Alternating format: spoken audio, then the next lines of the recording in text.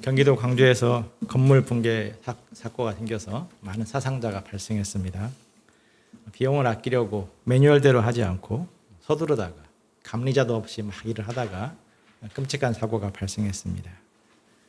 다행히 현장의 일꾼들은 붕괴 위험을 알고 도망을 쳐서 아무도 죽지 않았다고 합니다. 문제는 위험을 알려야 될 사람들마저 두려워서 같이 도망쳐버린 것이었습니다. 돈을 구원의 문으로 생각하고 돈을 앞세워 살아가는 세상이 얼마나 위험한가를 보여주는 사건입니다. 오늘 말씀에서 예수님은 양의 문이다, 또 선한 목자다 증거하십니다. 양의 문이신 예수님, 선한 목자이신 예수님과 세상의 모습이 대조가 됩니다. 말씀을 통해서 예수님을 바라보고 구원과 풍성함을 주시는 예수님께 대한 믿음을 가지시기를 기도합니다. 1절, 2절을 보십시오. 같이 읽어보시겠습니다. 시작. 내가 진실로 진실로 너에게 이르노니 문을 통하여 양의 우리에 들어가지 아니하고 다른 데로 넘어가는 자는 절도며 강도요 문으로 들어가는 이는 양의 목자라. 이 말씀은 9장 말씀과 연결시켜서 생각해 볼 수가 있습니다.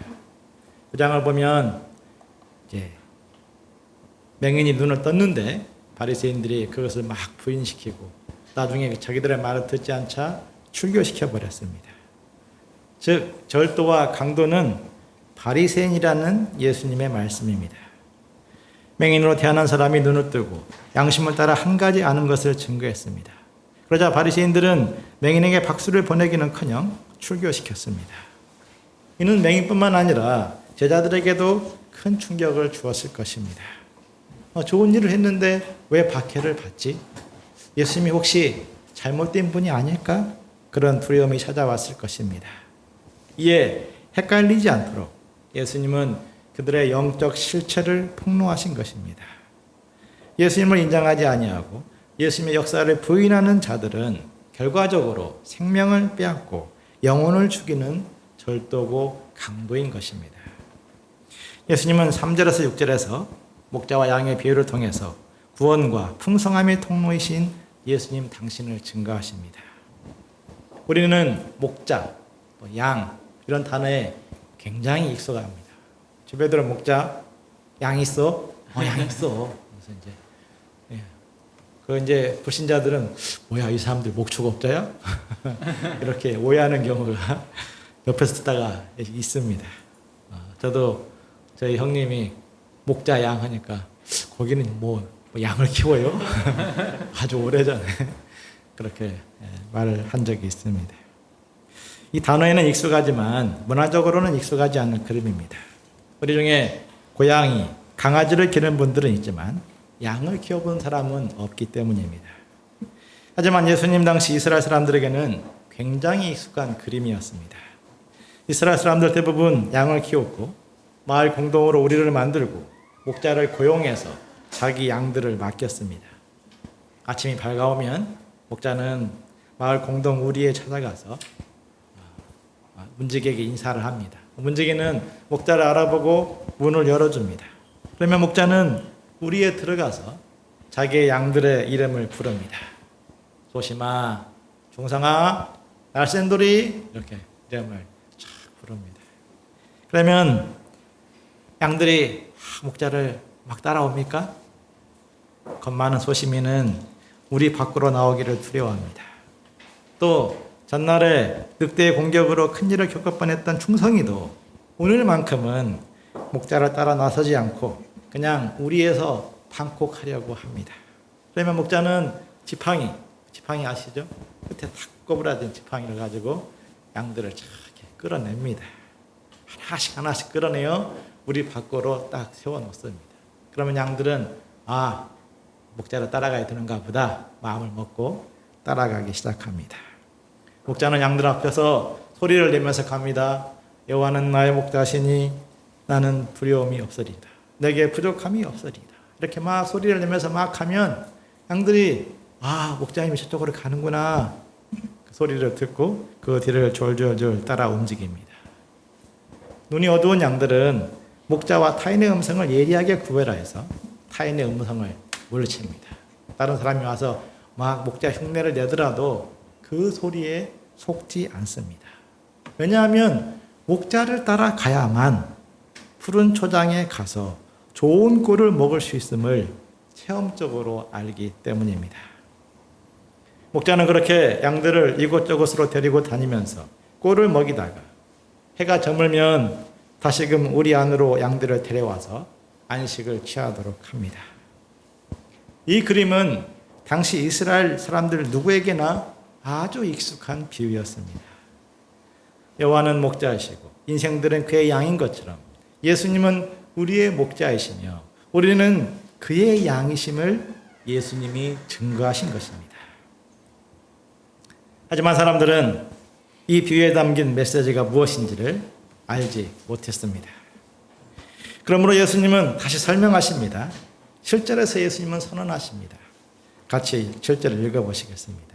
시작.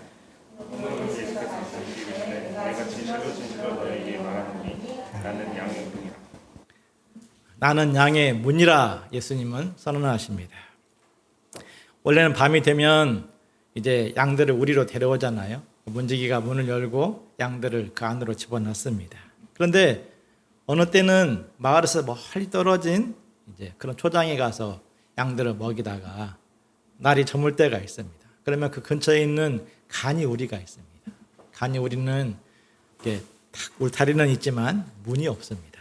그러면 목자는 양들을 그 우리 안에 탁 집어넣고 입구에 탁 들어 누워서 잠을 잡니다. 목자가 문이 되는 것입니다. 만약 목자를 통하지 않고 혹시 우리에 들어가는 자들이 있다면 그들은 뻔합니다.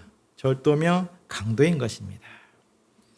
나는 양의 문이다. 이 선언은 예수님을 통하지 않고서는 구원을 얻을 수 없고 예수님을 통하지 않고서는 영혼의 양식을 얻을 수 없다. 이런 선언입니다.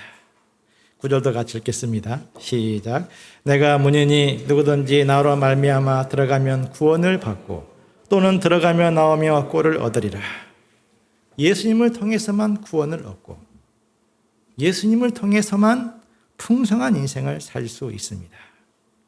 이것을 부인하고 공격하는 자들은 누구든지 절도며 강도인 것입니다.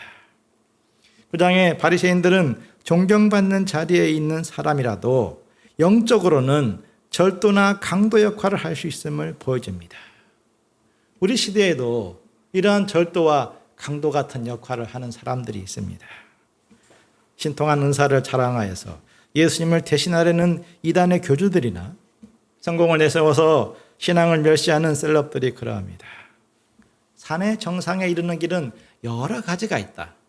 그 종교다원주의나 자본주의 시대의 만모니즘도 대표적인 절도며 강도라고 할 수 있습니다. 예수님 말씀은 단지 외부 세계를 향한 경고만은 아닐 것입니다. 제자들도 예수님 말씀과 상관없이 자기 욕심을 따라 양들을 좌지우지하려고 한다면 그들도 절도와 강도가 될 수 있음을 경고하는 것입니다. 탁월한 영적 지도자가 성추문이나 돈 문제를 일으켜서 교회를 무너뜨리는 모습을 종종 볼 수 있습니다. 문으로 들면 알며 모든 일을 하는 것처럼 예수님을 통해서 세상을 보고 예수님을 통해서 자신을 보고 예수님을 통해서 사람들을 보기에 늘 힘써야 됩니다. 성경은 인간은 양으로 말씀합니다. 양과 같이 약하고 양과 같이 목자를 필요로 하는 존재라는 것입니다. 우리는 목자의 음성, 예수님의 음성을 끊임없이 듣고자 힘써야 됩니다. 인간은 죄의 공격에 약하고 죽음 앞에 연약합니다. 죽음의 그늘이 우리 삶에 들이올 때 우리의 자랑하는 모든 것들은 빛을 잃어버리게 됩니다. 죄의 세력이 밀려올 때 우리는 예수님을 피난처로 삼아야 됩니다. 사망 권세, 세상의 압박과 유혹이 밀려올 때도 그러합니다. 만약 예수님을 믿지 않는 사람이 있다면, 예수님을 의지하지 않는 사람이 있다면 그 사람은 어느 자리에 있든지 구원을 얻을 수 없고 풍성함을 누릴 수 없습니다. 원하는 대학문을 통과해도 구원을 얻을 수 없습니다. 취업의 문을 통과해도 풍성함을 얻지 못합니다.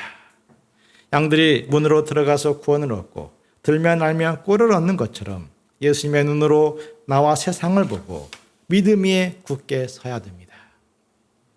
부장의 맹인은 눈을 뜨고 나서 결과적으로 출교를 당했습니다. 몸은 구원받았는데 사회적으로는 버림당했습니다. 하나님의 관점에서 자기 인생을 보지 않았다면 그의 감사는 과거에만 남고 그의 현재는 원망과 두려움 가운데 거할 수 있었습니다. 그때 괜히 눈을 떠서 지금 내가 이 고생을 하는구나.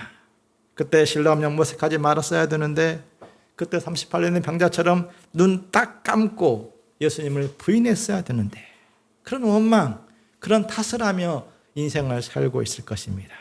그러나 맹인은 예수님을 통해 받은 한 가지 은혜를 끝까지 붙들었습니다. 예수님을 통해서 자신과 세상을 바라본 것입니다. 그리할 때 그는 육신의 눈뿐만 아니라 영혼의 눈까지 뜨고 예수님을 그리스도로 만났고 자기 인생을 성경에 기록하는 위대한 인생을 살게 되었습니다. 지난주 주일 예배 후에 어떤 분이 매주 소감을 써야겠다 스스로 결단하는 모습을 보았습니다. 저는 한마디도 하지 않았습니다. 그런데 스스로 결단했습니다. 결단의 동기는 태호 목자님의 메시지를 통해서 깊은 감동을 받았고 아울러 위기의식을 느꼈기 때문이라고 했습니다. 처음 센터에 왔을 때 그가 보았던 태호 목자의 모습과 지금의 태호 목자님의 모습에서 커다란 차이가 느껴졌다고 했습니다.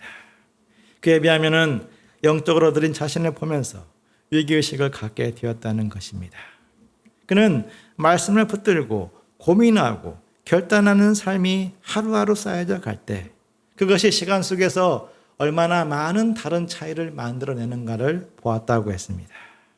그러므로 짧더라도 소감을 쓰면서 예수님 안에 들며 날며 하기에 힘쓰고자 방향을 잡았습니다. 그렇습니다. 예수님을 통하여 세상과 자신을 보든지 그냥 막 살고 그렇지 않든지 당장에는 별다른 차이가 없습니다. 그러나 10년, 20년 우리 인생 전체 가운데 예수님 안에서 들며 날며 할 때 그 사람은 구원을 얻고 풍성한 삶, 건강한 삶을 살게 됩니다. 우리 각 사람에게 이 믿음을 주시기를 기도합니다. 예수님의 두 번째 말씀은 선한 목자로서의 선포입니다. 11절부터 18절에는 예수님이 어떤 점에서 선한 목자이신가를 가르쳐 줍니다. 11절을 같이 읽겠습니다. 시작. 나는 선한 목자라. 선한 목자는 양들을 위하여 목숨을 버리거니와. 선하다, 이것은 완전하다, 또 이상적이다, 그런 뜻을 담고 있습니다. 예수님은 가장 완전하시고 가장 이상적인 목자이십니다. 어떤 점에서 그러합니까? 첫째로 양들을 위해서 목숨을 버리셨기 때문입니다. 목자가 양들을 돕다 보면 위기를 만납니다. 일이나 늑대 혹은 곰이나 사자 같은 맹수들이 양들을 잡아먹으려고 공격해 올 때입니다. 그러면 목자는 기로에 서게 됩니다. 양들을 지키기 위해서 목숨을 걸 것인가? 자기 목숨을 지키기 위해서 양을 버리고 도망을 칠 것인가? 목자는 위기 앞에서 선한 목자의 길과 사꾼의 길로 갈라서게 됩니다. 먹고 살려고 양을 쳤던 그 일에 목숨까지는 걸 수 없다며 도망치면 사꾼의 길을 가게 됩니다. 반면에 양을 자기 양으로 영접하고 목숨을 걸고 싸우며 지키는 사람들이 있습니다. 대표적인 사람이 다윗이었습니다. 그는 어린 나이에 아버지의 양들을 돌보았는데 사나나 곰 같은 맹수가 습격하여 양들을 물고 가는 것을 보았습니다. 보통의 아마 아이였다면 쪼르르 아버지에게 달려가 양 한 마리 사라졌어요. 무서워서 그냥 왔어요. 라고 보고했을 것입니다. 그러나 그는 그 양을 놓칠 수가 없었습니다. 그래서 막 달려가서 맹수의 수염을 잡고 주둥이를 쳐서 그 입에 물린 양을 꺼내었습니다. 그러면 화가 난 맹수는 이제는 양이 아닌 다윗에게 달려들었습니다. 그러면 다윗은 돌로 치고 주먹으로 싸우며 맹수와 사투를 벌였습니다. 선한 목자의 모습입니다. 다윗은 선한 목자 예수님의 그림자였습니다. 예수님은 인생들을 섬기기 위해서 하늘의 영광을 버리고 이 땅에 내려오신 분이십니다. 예수님의 능력이면 얼마든지 세상의 인기를 끌면서 영광의 길을 갈 수도 있었습니다. 그러나 예수님은 병든 자, 죄인들을 살리는 거기에 집중했습니다. 그러나 유대 사회는 그것을 원하지 않았습니다. 예수님에게 감동받기는커녕 자기들의 요구를 들어주지 않는다고, 자기들의 전통을 무시한다고 분노하고 죽이려고 했습니다. 그때 예수님은 적당히 타협하거나 먼 나라로 도망칠 수도 있었습니다. 그러나 예수님은 피하지 아니하고 끝까지 섬기다가 붙잡혀 채찍에 맞고 조롱을 당하고 십자가의 죽음의 길을 가십니다. 제자들은 무서워서 도망치고 베드로는 예수님을 3번 부인했습니다. 사람들은 예수님을 향해 저가 남은 구원하였는데 자기는 구원할 수 없네 조롱했습니다. 세상은 예수님을 선한 목자로 보기는커녕 무능력자, 실패자로 보았습니다. 그런데도 끝까지 십자가에서 예수님은 내려오지 않았습니다. 오히려 자신을 조롱하고 찌르는 자들을 위해서 기도하십니다. 아버지, 저희를 용서하여 주옵소서. 자기들의 하는 것을 알지 못함이니이다. 누가 자기를 배척하고 비웃는 자들을 위해서 목숨을 내어줍니까? 혹은 선인을 위해서, 혹은 가족을 위하여 그리할 수 있습니다. 그러나 원수 같은 자들을 위해서 그러하는 사람은 없습니다. 그러나 하나님의 아들 예수님이 그랬습니다. 하나님의 아들 예수님이 우리 인생들을 죄와 죽음에서 구원하기 위해서 자신의 목숨을 거셨습니다. 우리가 예수님을 그리스도로 믿고 배우고 순종하는 이유도 그러합니다.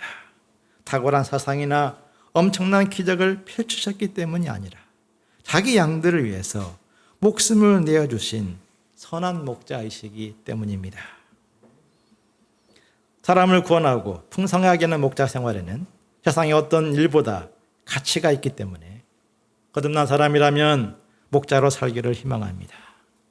하지만 양들을 위해서 희생하고 손해보는 자리에 서다 보면 반드시 갈등이 찾아옵니다.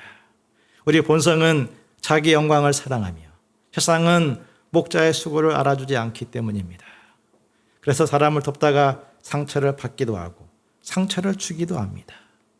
때로는 자기 안에 있는 죄와 어둠이 드러나서 절망하기도 합니다. 한편으로는 모든 것을 쏟아부어서 생명을 살리고 싶은 선한 목자의 소원을 가졌고, 다른 한편으로는 사꾼처럼 이기적이며 비겁한 모습을 갖고 있습니다. 목자의 여정은 그렇게 빛과 어둠, 실망과 기쁨을 오가면서 은혜와 진리의 세계에 눈을 뜨는 것입니다. 나는 오직 예수님의 은혜로 사는 사람이며 예수님을 아는 것이 진리의 길을 가는 참된 근원임을 알게 됩니다. 우리는 목자이면서 실은 양입니다. 선한 목자 예수님을 우리의 구주로 믿고 따라가며 우리의 참 목자는 예수님인 것을 체험하게 됩니다. 우리에게 선한 목자 예수님을 구주로 허락하신 하나님께 감사를 드립니다. 우리가 한 사람을 돕고 살리는 그 일에 수고함으로써 우리의 선한 목자 예수님을 체험적으로 만나고 그 깊은 세계로 나아가는 복된 자들이 되기를 기도합니다. 둘째로 예수님이 선한 목자이신 이유는 양들을 아시기 때문입니다. 14절 15절을 같이 읽겠습니다. 시작. 나는 선한 목자라. 나는 내 양을 알고 양도 나를 아는 것이 아버지께서 나를 아시고 내가 아버지를 아는 것 같으니 나는 양을 위하여 목숨을 버리노라. 짧은 본문에 안다는 말씀이 4번이나 반복되어 나오고 있습니다. 목자가 안다는 것은 어떤 것을 말합니까? 양들을 안다. 오래전에 대관령 양떼 목장에 간 적이 있습니다. 아마 여기 있는 분들 중에도 가신 분들이 있을 것입니다. 찬미나 성경이는 아주 어린 시절에 기억하실지 모르겠지만 가셨습니다. 저는 그때 여러 양들을 보았는데 저의 눈에는 2가지가 기억에 남습니다. 첫째는 양들이 깨끗한 줄 알았는데 더럽구나 하는 것을 알게 되었고, 또 한 가지는 양이 막 있는데 그 양이 그냥 같다는 것이었습니다. 구별이 되지 않았습니다. 양들을 안다고 했는데 나는 양들 속에 있으면 어떤 양인지 모르겠구나, 그 생각을 하게 되었습니다. 짐승만 구별하기 어려운 것이 아닙니다. 아는 분 배우자가 초등학교 교사이신데 새학기가 되면 아이들 이름 외우는 것이 고역이라고 했습니다. 인구수가 줄어들어서 한 반에 20명인데 그 20명의 아이들을 외우는데도 한 달이 걸린다고 했습니다. 그와 같이 누구를 안다는 것, 반대로 나를 알아주는 누구를 만나는 것 쉽지가 않습니다. 남자들은 군대 훈련소에 들어가면 이름이 아닌 번호로 불립니다. 11중대 112번 훈련병, 그것이 제가 군대에 있을 때 제 번호였습니다. 레미 제베라블이라는 소설을 보면 그 자베르 경감이 장발장을 끝까지 이름을 부르지 않습니다. 24601 번호로 끝까지 부릅니다. 이름이 아닌 번호로 부르는 것은 자기 필요에 따라서 사람을 이해하는 세상의 모습을 상징적으로 의미합니다. 같은 공간, 같은 시간 속에 있으면서도 우리 인간의 삶은 대부분 피상적인 알무로 끝나는 경우가 대부분입니다. 우리 영혼이 고통하는 시기를 보면 나를 알아주는 사람이 없을 때입니다. 부모가 알아주지 못하여서, 자식이 알아주지 못하여서, 친구나 동료가 알아주지 못하여 고통을 겪을 때가 있습니다. 그렇다면 누가 나의 속 깊은 사정을 알 수 있습니까? 누가 내 영혼의 탄식과 갈망을 알고, 누가 나의 장점과 약점, 나의 모든 것을 알고 있습니까? 예수님은 내가 내 양을 알고 양도 나를 아는 것이 아버지께서 나를 아시고 내가 아버지를 아는 것과 같다 말씀하십니다.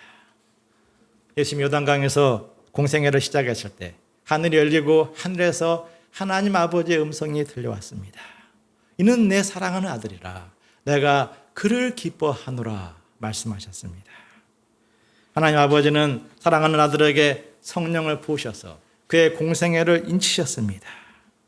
그리고 예수님을, 그 아들을 이제 그리스도의 길로 인도하십니다.